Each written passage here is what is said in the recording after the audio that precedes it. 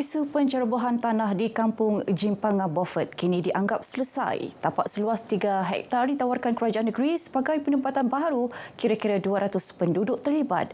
Namun, insiden itu menjadi peringatan jelas bahawa menduduki tanah tanpa hak milik yang sah membawa risiko besar.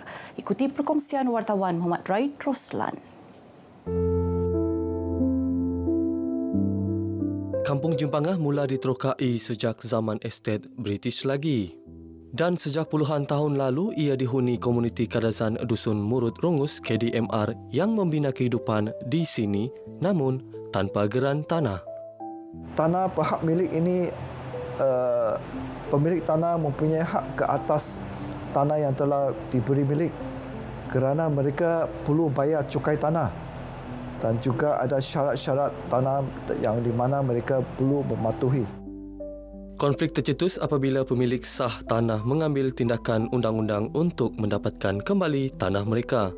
Penduduk pula terpaksa mengosongkan rumah yang mereka diami sejak sekian lama. Mereka telah menduduki tanpa menyemak terdahulu secara detail, secara terperinci apa status tanah yang mereka duduki. Tanpa dokumen sah dan tanpa kebenaran tuan tanah, mereka dianggap menceroboh dan berdepan risiko diusir. Prihatin dengan nasib penduduk, kerajaan negeri tampil membantu. Kawasan seluas 3 hektar disediakan di Kampung Batu 61 untuk penempatan baru bagi penduduk asal Kampung Jimpanga. Ibu terima kasih atas penempatan tapak baru yang berada di Batu 61.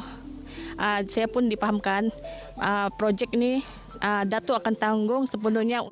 Keprihatinan kerajaan, maka mereka juga berusaha untuk menempatkan tanah, untuk mencari tanah untuk mereka ditempatkan.